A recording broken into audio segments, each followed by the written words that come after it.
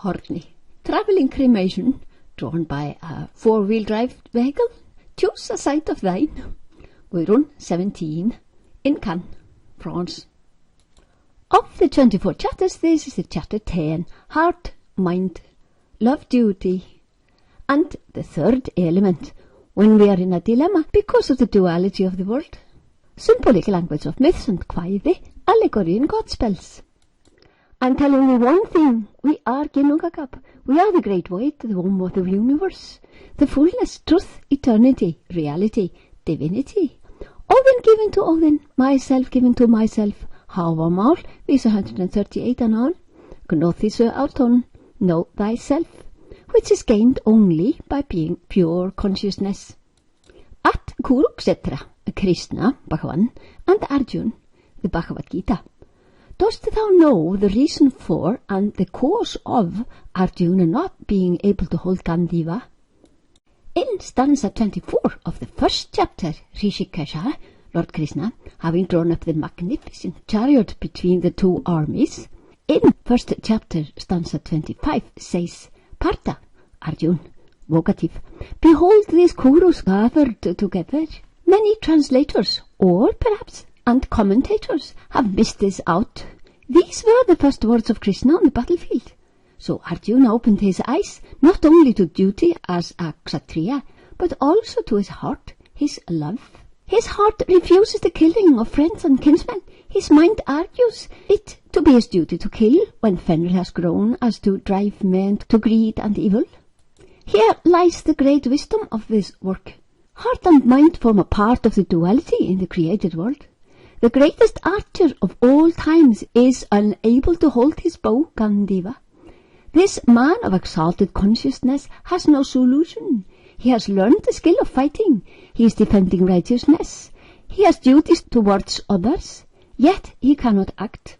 Krishna set him up to this, only later to bring in the third element, that which has no duality and is the solution of every problem in the world.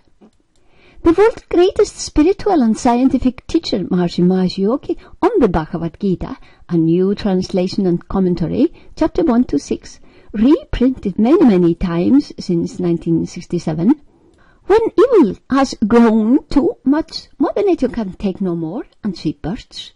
When we violate the laws of nature day after day, year after year, she, her patience, can take no more. She cares for our needs if we give back, and that we do by transcending. If we do not, then we are mere thieves. Yoga is all cycles. In dark ages we suffer. In the end we get saved. The wisdom is regained. Lao Tzu, Tao Te Ching.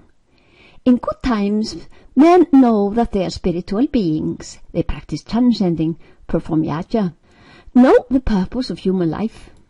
But if we lose contact to inner divinity, if we do not practice transcending, we get, as it were, cut off from the divine inner nature and its nourishment. Still, we try to be good, try to show goodness and love to each other, and talk a lot about that love. But when we do not practice transcending, do not know how to contact the higher self, this love business becomes difficult and unnatural. We might try to restrain ourselves, but stress accumulates. We try to solve our problems and disagreements by talking. We ask someone whom we think is good, and who claims to know a lot about purpose of life. He claims to know the teachings of the great master. We become obedient to him, as we have forgotten who we are. We do not know how to get out of this. We do not know how we got in.